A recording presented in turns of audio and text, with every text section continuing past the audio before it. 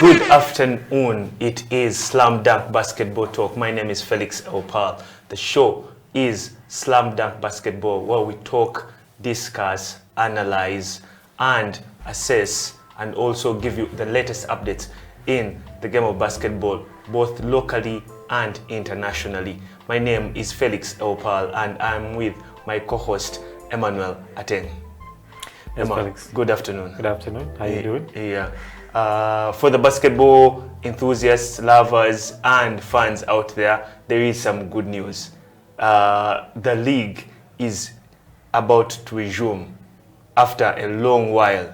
Yeah. Emma, finally, tentative dates. Tentative is the key word. Tentative is the key word. Yeah. October 2nd for the National Basketball League. Yeah. October 16th for The lower divisions. the lower division teams. Yeah. How enthusiastic and prepared is Falcons Basketball Club? Well, first of all, let me say I can't really have my hopes up because the way things keep changing with our federation. The key word, like I said, is tentative. Yeah. So, that is the communication that we so have with at the their moment. tentative date, you can't really get your hopes up because you might actually get so excited that the league is returning.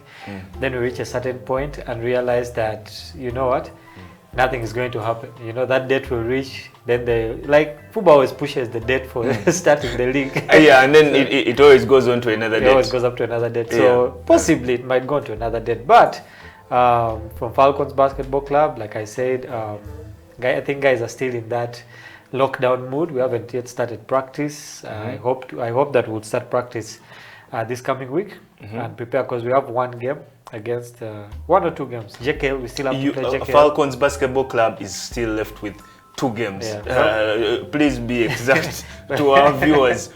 We are live on Facebook, on Twitter, on YouTube, and on our website, houseoftalentug.com.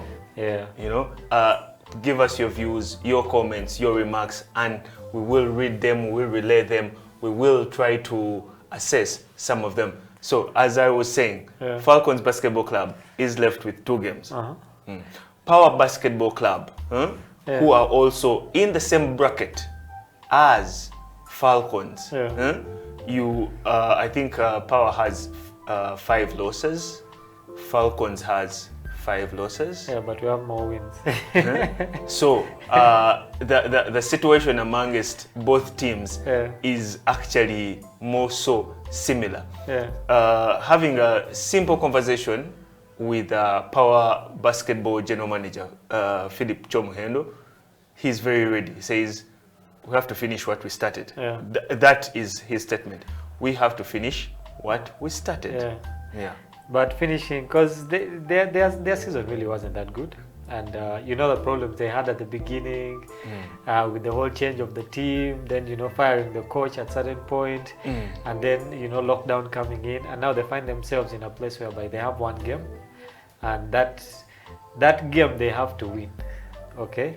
And they're still not sure whether the relegation battle is still being fought in that boardroom. Where with they're actually very confident because they believe that the situations are going to be changing since football does not have a stronghold or rules which are set in stone. Yeah, I mean, it could go either way. Okay, they could think, okay, you know what, we're going to hold on. Then football wakes up one morning and says, okay, you know what, the last 2 guys on the table go play the tournament. Are going down to the tournament. But speaking to various managers and who we will not mention because of their request for anonymity, there is the request of each team paying 600,000 shillings. Now that 600,000 shillings is meant to assist the federation in the COVID tests, which are supposed to be done. Remember, prior to all of this, to our viewers out there, the league was halted by National Council of Sports. Prior to, besides all other disciplines.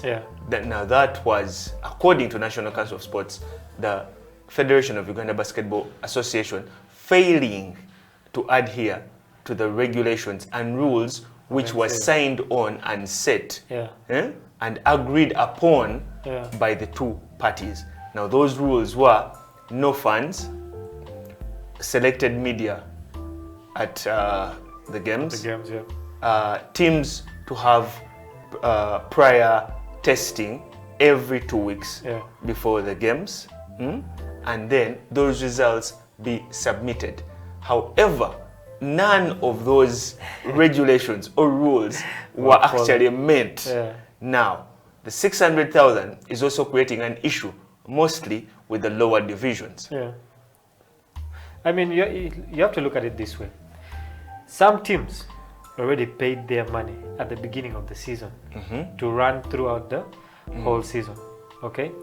So you can't come back as FUBA and say, listen, after you guys have paid your money, now we're going to add on how much? 600,000. Okay? For you to actually continue in the league, because it has been set as a stipulate if you don't pay the 600, for a team to actually continue. So imagine I have one game left, okay? And that one game is not even going to take me to the playoffs, okay? Do I still pay 600K to play that one game that is not taking me to the playoffs? It's a rip-off at the end of the day. And that money is not only for testing, because according to that letter, part of that money is for running the league, and the team still has to bear. Actually, when you read the letter and you flip through and look into the insides, that money is actually meant to facilitate the running. To facilitate the running. Now, each team also has to test their players. That is minus the 600,000. So the 600,000, let's say you have 12 players plus your staff. Each test is running at 100K. Isn't that almost 1.5 mil? Plus 600, that is 2.1 million to play one game. To play one game. Just one game. If you put it in an administrative and managerial sense, you'd actually forfeit the game. You just forfeit the game. But now you see the forfeiture of the game also has an impact on what is going to happen to the other teams. So imagine I give a walkover to a certain team because I can't participate. Okay, that will affect the position of other teams on that same table. You see that? Because when you give when a team forfeits, even the game that it played against the team, the other team is also forfeited. You see that? So that is going to bring a lot of suckers. Some people who are supposed to qualify will not qualify. Someone who was not supposed to qualify will qualify. So it's a lot of suckers, and not only down. You know, with the lower division teams, there are very many. Come up to the NBL. Okay, 12 teams. All right, 10 now. We're talking 10 teams which have been taking part. Okay, certain teams have one game to go. All right, other teams have two. Other teams, let's say like JKL, we're not sure whether they even have a team right now. Okay, basically,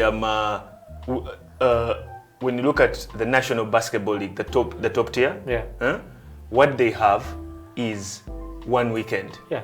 Saturday, Sunday, and that's it. And the regular season is closed. It's done. Okay. Look at teams like KIU. KIU had a lot of international players whom they couldn't really keep here, so they let them go back home. Then two of their players, Obleng and someone else, went to play in Burundi for Urunani. So also, does KIU still have a team? Because when you look at when you consider that, and also you consider the fact that Emmanuel Eupal is suspect of not actually returning, because according to his social media posts and on his page, Facebook and on his handle, he seems like he is joining another team, although it is not yet official. But Eupal is a businessman. He knows where to get the money from. He has played in Kuwait, he has played in Saudi Arabia, he has played everywhere. Basically for him, where he sees an opportunity is where he will go. So we're not only talking Eupal, you know, we're talking other international players who on that team that the team really couldn't keep around. Faizo and others. Then we moved to JKL that didn't really have a team right now. We're not sure about their contracts. It's not about JKL not having a team. It's about JKL actually having an administrative structure. We're not sure. Is it even there? Who now the president is, who the vice president is, who the director of operations is, and then they had set up this structure whereby we have a president, a CEO, a general manager. We have a senior team. We have a ladies team, and then we have captain somewhere there. Yes. Then we have a junior team. But now all that was shaken up.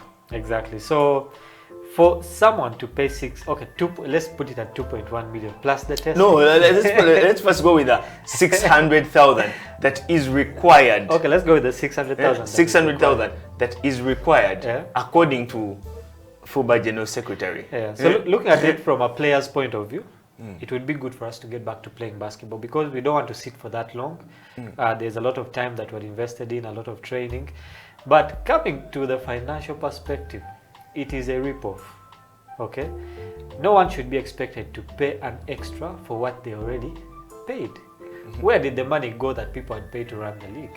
Well, the federation was helping and running the national basketball team, the Silverbacks, the under-16s, the junior Gazelles and junior Silverbacks. Yeah. That is what the PR will tell you. But what exactly, when you go down to reality, to the actual truth, you wonder where the money that the teams actually brought on table is doing.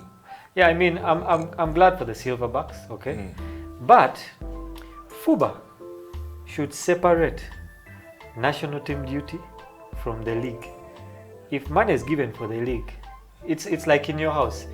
If there is money for salt and for sugar, okay? You can't say I took all the money for salt and sugar and I bought what? I bought vegetables. I bought vegetables or something. Yeah. Either for salt or for sugar. So there should be money for the league and money for all these different... They have to prioritize. Yes, we shouldn't reach a point where again the national team is saying, oh, there is no money, A, B, C, D. The money should be there for the national team, okay? The money should be there for the national league. People shouldn't be expected to pay anything extra. But I also still understand where FUBA is coming from, okay? How? Enlighten me, because like I said, most of the managers that have been, that have spoken with are not willing to pay a single penny. Yeah. They're saying if we don't play, we do not play. Yeah.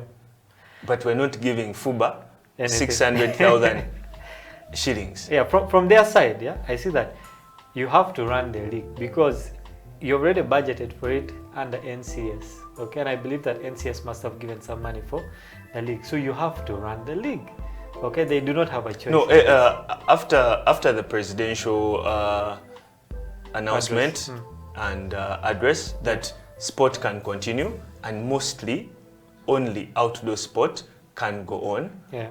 Other disciplines went on. Yeah. You have seen football going on. You've seen games being played. Rugby continued. Yeah. Football. St. Mary's Stadium Chitende right now is we would call it our national stadium. At the moment, games have been going on. Our national team played the Uganda Cranes. Express played El Marik yesterday. So everyone is asking, why is basketball not going on? And the other big question, when the letter was put out, it said that the last paragraph mentioned the fixtures and the venues.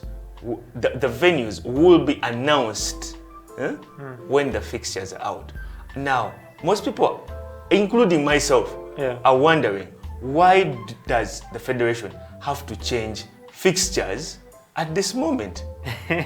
The fixture was already put out. I know I'm playing this team, The dates have changed. Now, why do you need to reshuffle it again? Well, that is a question for the technical team of FUBA. I don't think I can answer that one, but still, it's not something that should happen. But also, when plans change, you need to have a structure to accommodate the change. Because I believe it's just a matter of changing the dates. Yes. But not changing the fixtures. Yeah, and also I don't know about the venue. I don't know if we're still going to KIU. Are we going to UCU? Well, in the letter that which was signed on by the former president, it stated that the venues will be announced when the new fixtures are out. But I mean, if we only have two possible venues. Because when YMCA is out. When you look around, YMCA is actually still in. It's just that they're just trying to put a curtain over it. But when you look at the other venues and YMCA, when you look at the court of KIU and you compare it to the court of YMCA, I don't see a big difference. Yeah, but the flow at the YMCA is not really that good if you've been there of late. It's something that needs to change.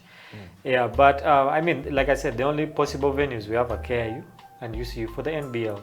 The others being Makerere Pool Court, Makerere Main Ground, Nakasero for the lower division teams. So I think we already know where we're going.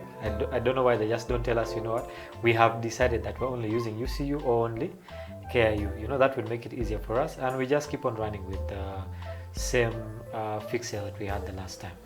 It is Slam Dunk Basketball Talk. My name is Felix Eupal. We're discussing the league resumption and everything that is surrounding it, the uncertainties and the certainties. We will return after this short break.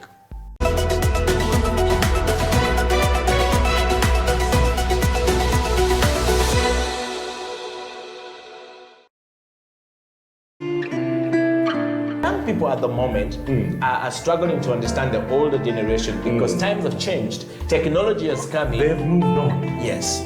We're the ones sitting back and wondering, what is my child on to? TikTok has surpassed WhatsApp. The other one I call, I never call it Facebook, it's Bookface. Why are you on Bookface? Dad, it's Facebook. Yes.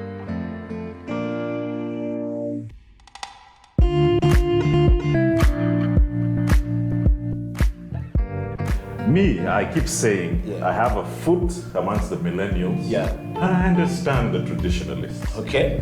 There's a song in the 60s, by the way, and in the 90s, 70s, where they're like, parents don't understand. Yes. Remember Prince? Yes. Prince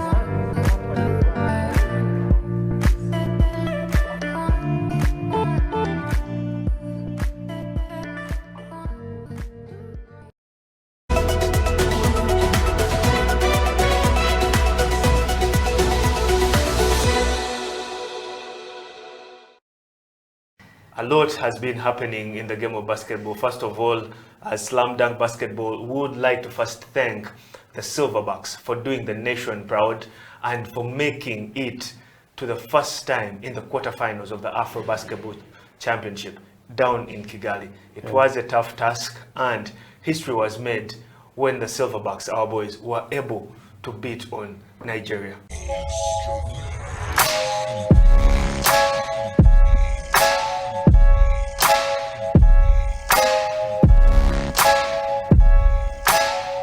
Welcome back. It is Slam Dunk Basketball Talk. My name is Felix Eupal and I am with my co-host Emmanuel Ateng. We are discussing the resumption of the league and the uncertainties that are surrounding it.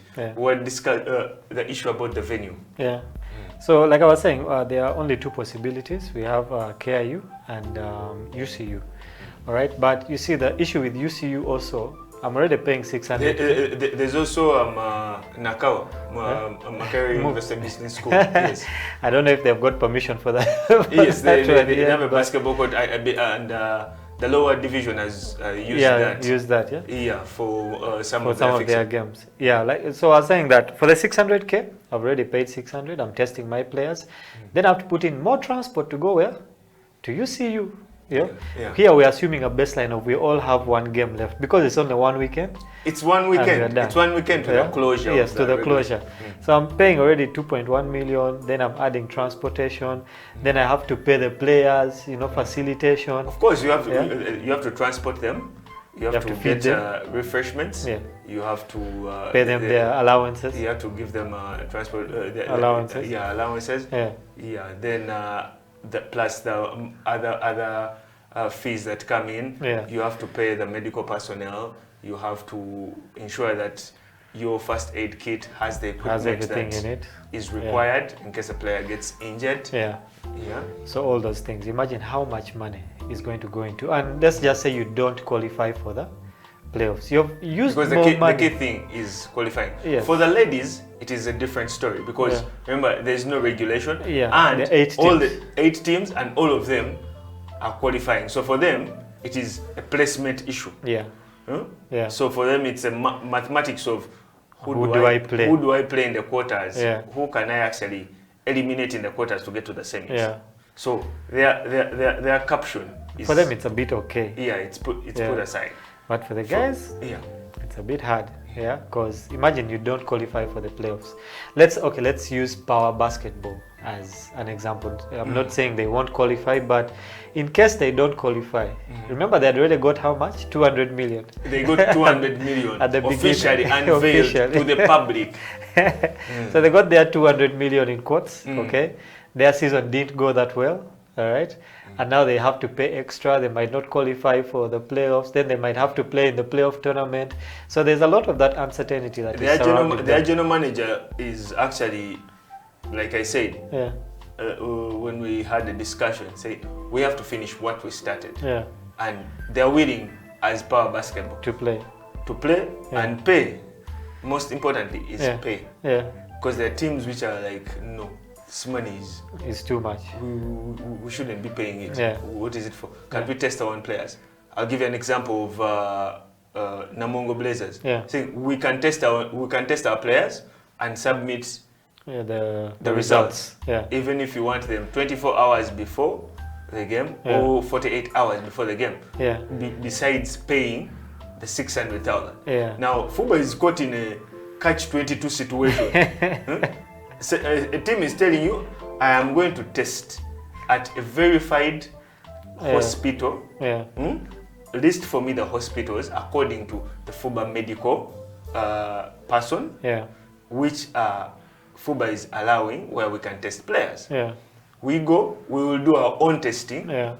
Give you the The results. hospital will actually give you the results, Yeah. not us as a team, but we're not giving you The 600,000 shillings. Yeah, I mean, take a example. Also, Tropical Royals, sponsored by Abbey Clinic, who also test. Okay. Yes. So would you ask Tropical Royals to pay that same money? Yet they can actually test. Yeah, they will tell you, Abbey Clinic is going to actually Yeah, take care of the testing. test the testing and give you the results. Yeah. As a team, you don't ask for the results. Yeah.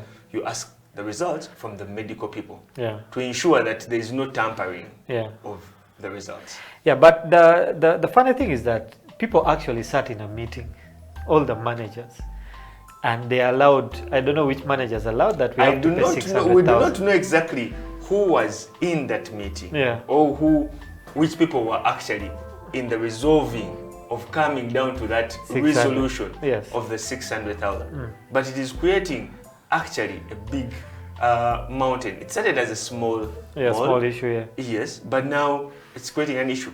Most importantly, because of the fact that there's a condition. You do not play unless you have cleared the 600,000. Yeah, I mean, if people sat in a meeting, if you and I, Felix, sat in a meeting and decided that, you know what, we have allowed to pay 600K, then tomorrow morning, you, Felix, are like, no, we're not going to pay the 600. So I'm thinking in my mind, okay, people actually sat in a meeting to make this decision. Yes. Okay. So after they left that room, did someone decide? Maybe they said, okay, we have to pay 200K. When they left, maybe someone said, okay, you know what? Let's add it to 600. 600K. But the letter was signed and everything, so it had the uncertainty around our basketball is being too much. Yeah. Just like going to the Silverbacks, there's still that issue of the payment and the Kigali issue with the hotel, and the federation is doing quite a good job in being inconsistent. They're being very consistent in their inconsistency. I think that is the best way I can put it. Like I said when we were discussing in the previous show, Arnold Katabi, Vice President, Marketing and Publicity, should come out and clear the air. Yeah. That has not happened to this date. Yeah. So questions are still being asked. People are still wondering. Yeah. Answers are still yet to come. Yeah. And I would say this for a fact, at Slam Dunk Basketball, we have tried to ensure that we get these officials to the show to explain. Yeah. However, that has been in vain. No one wants to show up. Everyone has actually been a bit busy or with a different program. Yeah. So, which we at Slam Dunk Basketball cannot actually ascertain. We do not know or what. Yeah. But professionally, at least if there's no showing up, then issue out an official statement. Clear out the air. Yeah. Like you said, that uncertainty is for basketball. Let's now say the Silverbacks, you know, after actually making history, coming back, they came back, had a press conference, which I think many people also didn't know.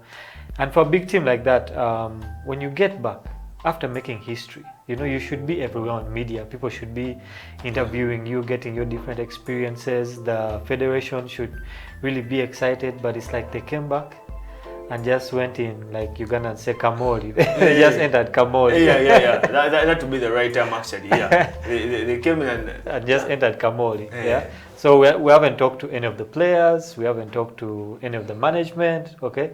So we really don't know what's happening. Someone told me that we should get an investigative journalist to look into these matters. An investigative team to know what exactly happened, because we tried getting the coach, we tried getting the head of the National Steering Committee, Haji Sandro. Mandy Jurin also wasn't available. The captain isn't available. Jimmy Enabu. The other players are also local-based players who are around, are also not available. The manager of the team, Grace Crizel, isn't also available. So it also creates question marks. And also, remember, FUBA started this FUBA TV thing when the league had started. Then with the qualifiers and the different games, they always post something on FUBA TV. You know, you'd expect that by now, okay, at least someone from the, you know, from the committee or the players would have actually been interviewed on FUBA TV. If they do not want to go to other, you know, media houses, okay, you can actually put it on FUBA TV. All we are looking for as the people is that the air be cleared, okay? What happened? Yes, because and what's going on. People deserve to know. People support the team. People have passion, zeal for the Silverbacks, for basketball. People are actually willing to spend for basketball. People are willing to support for basketball. And that is not happening. And it doesn't create a big, a rosy picture moving forward. Because everything is about continuity, not just in sports, but even in business. Wonderfully and very gratefully, 4 players of our under-16 team were chosen for the Africa Youth Championship Camp, which is happening in Nairobi. And that is something that we should be patting ourselves on the back to. Have 4 players chosen for that. Now, this is a continuity program that we need. But if that continuity is not actually followed up on, like the case is at the moment, then we're doomed. We are doomed. I think all these things go back to all the issues that we've been talking about. For example, now that camp with the kids, the under-16s who went, okay, there needs to be a certain form of consistency. People always ask the question, oh, why don't we have, you know, players coming and joining the national team? Why is our under-16 team weak? Why is the under-18 team weak? Yet, before we had the junior NBA, we had the different basketball beyond borders and all this. So we had a couple of players going into those camps, which is not really happening now. And now, because the under-16s did a good thing, we have been presented with a chance whereby we have a couple of players in that NBA camp, you know, in Kenya, okay? But when that is done, is there going to be consistency of now this group, okay, needs to be taken care of? Then we get another group that we can push into that, which ultimately has an effect in the future of basketball. In the future, in the long run.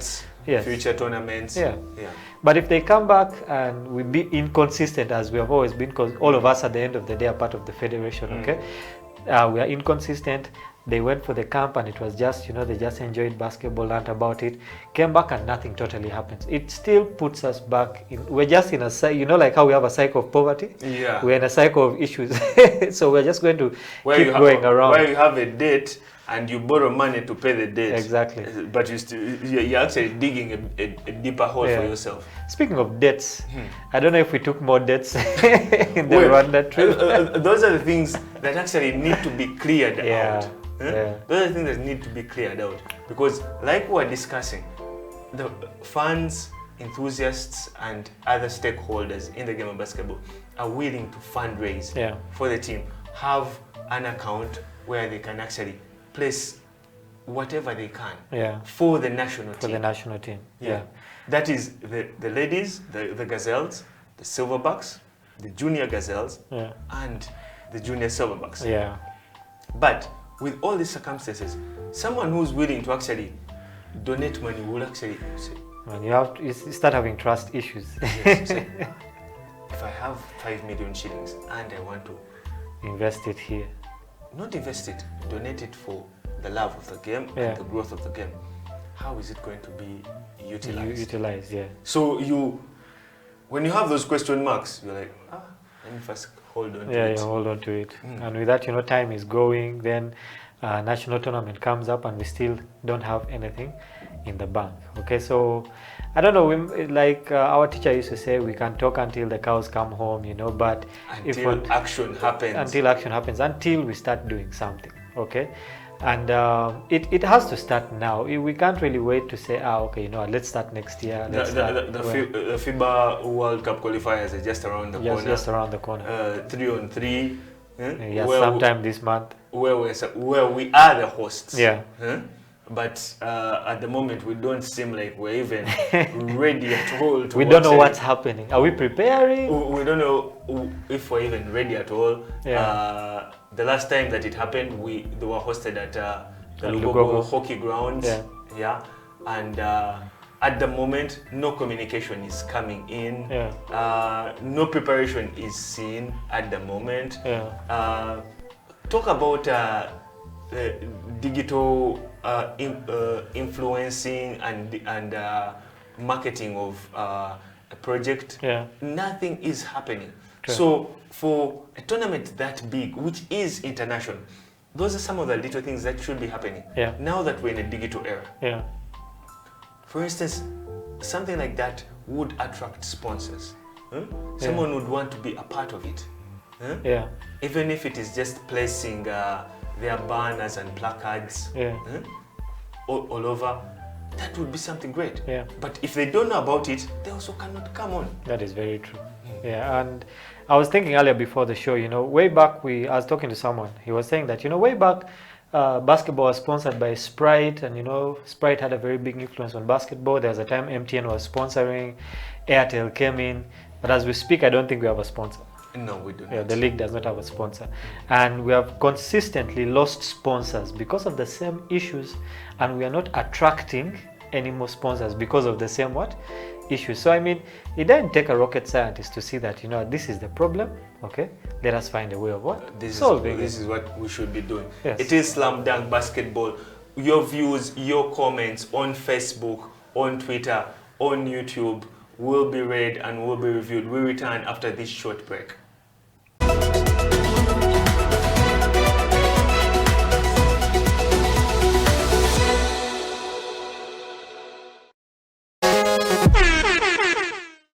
Our boys were able to beat on Nigeria.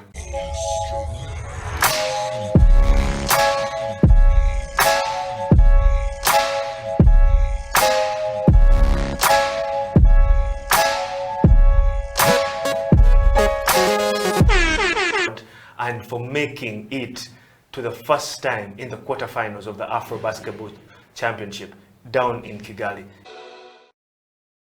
A lot has been happening in the game of basketball. First of all, as Slam Dunk Basketball would like to first thank the Silverbacks for doing the nation proud and for making it to the first time in the quarterfinals of the Afro Basketball Championship down in Kigali. It was a tough task, and history was made when the Silverbacks, our boys, were able to beat on Nigeria.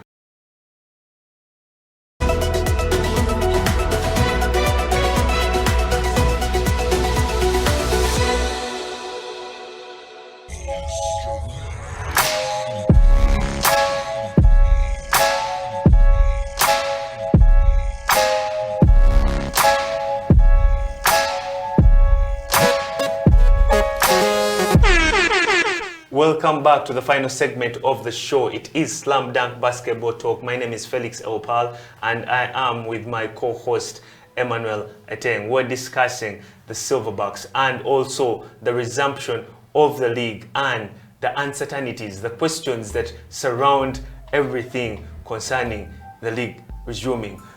When the league was halted, so many things weren't happening. The fans will, I would say although there was a select team of journalists who had to get accreditation, which we actually got, myself and yourself inclusive, to attend the games. But the fans were actually let in to watch the games, which was not supposed to happen. Now, we're looking at the venues where the games are going to be happening. The possible venues, and I'm wondering, with FUBA still having an issue of finances to actually even operate the league, where are they? How are they going to actually control the funds? Because to do that, you need reinforcement. You need some officers. You need to create like a barricade, so that the funds are out. And come the paradox, these are open venues. I just think about the irony of the last time when certain teams were playing, guys were not allowed to watch. But when certain teams came on court, when KIU was playing, I'd be very blunt. When KIU was playing, first of all, the KIU games were happening at KIU. At KIU. Now, definitely the students and also the Kansanga community have to come and support their team. Yes, it is their team. Same thing with the UCU games. When it came to Mukono, it was the same thing. When UCU was playing, the students had to come and support. The people around had to come and support. The gate was open. The main gate and the side gate. So people were walking in. And remember, it's an open ground. It's not like you're going to charge someone money. Someone is coming to support, to watch, actually. Even if they don't know the game, but they just have passion for it. So, that is our team. Let's go and support. I think the only way they could have controlled it was if the games were at YMCA.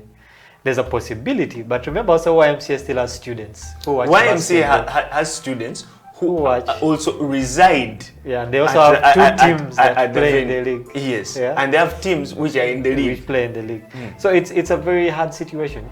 To control fans, you need a venue like Lugogo, but they're not allowing us to play indoor. Okay, we have to play outdoor. Okay, so what do we do now? Okay, because what I predict is the season actually ends the first weekend. Come playoffs, Federation is getting another letter from National Council of Sports to hold the playoffs for failure of following the SOPs. The fans are not actually social distancing. We don't have the sanitizer around. Teams have actually only tested once, and now it's been a week. And they have not been tested again, and players have to again go on court. So I'm seeing us running through the same thing. I mean that now brings into the perspective of we live in a digital era. Which is why I'm wondering, we really needed Necessary Njoji, the president of the federation, to come and clear. Yes. Unfortunately, he declined because of a tight work schedule. That is why we need an official statement and like a blueprint for the fans out there to know. Yes, some of the people, the fans actually, were complaining. The links were getting on late. So you can watch the games on the FUBA Facebook page. But people were starting to watch the game in the third quarter. I mean, financial problems. I guess even the production crew at some point wasn't paid, so you can't really work when you're not paid. But like I was saying, this is a digital era, okay? Do you know how many TV stations are there in Kampala or Uganda at the moment? Well, I don't have the actual count, but I believe there are over 20. There are over 20. Yes. Okay? I mean, for a federation like FUBA, okay? can't you get a deal with one of these TV stations and say, listen, okay, we shall put our games on your TV station. How do we make a deal that will benefit both of us? Yes, you know, both parties. In that way, at least 50% of the people who would have come to watch the games are going to sit in their house and watch what? And watch basketball. I mean, why should I get transport to go all the way to UCU? To Mukono. Yes, yet I can sit in my house. Yes, and watch the game.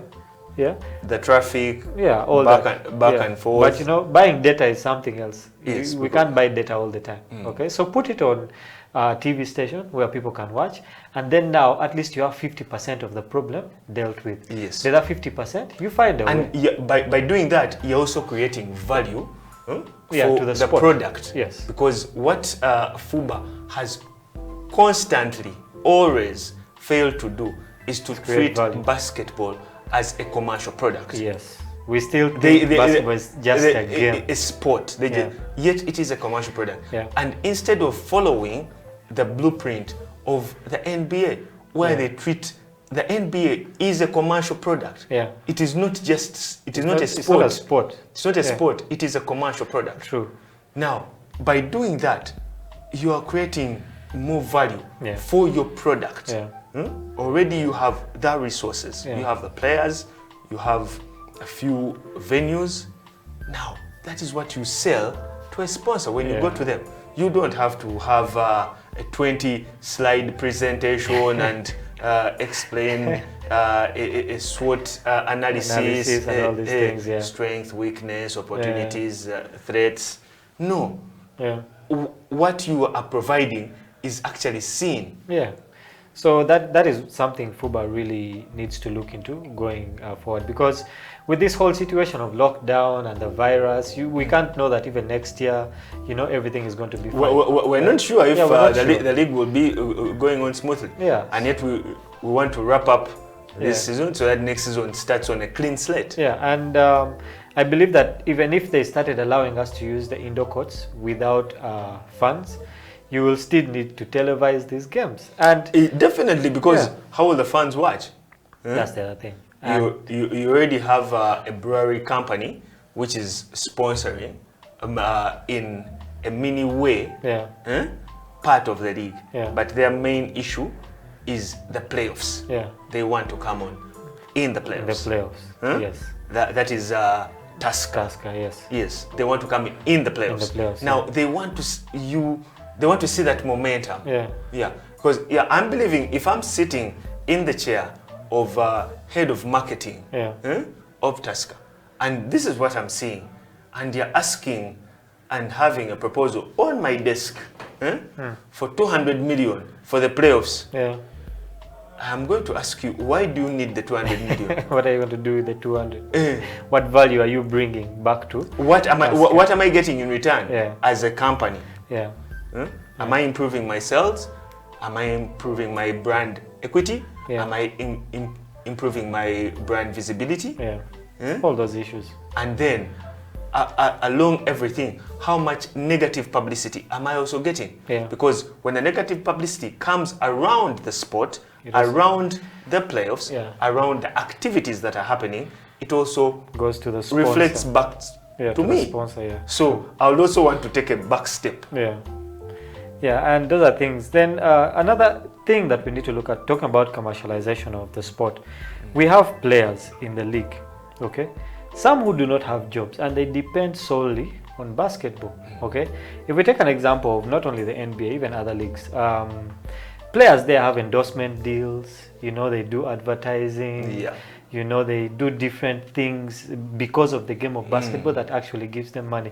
Brand placement. Yes, brand placement. The only time I've seen someone try to do that, Imanishiwe had, I think, some photo shoot with some perfume company, but that I think no one ever got to know about it, you know, because we really it wasn't really broadcast that much. Yeah, but you see, even the players in FUBA are products that you can actually use to market. They are products. Yes, we are products. As the players, the coaches, you can use the players not only to market the sport itself, but also to help the different sponsors.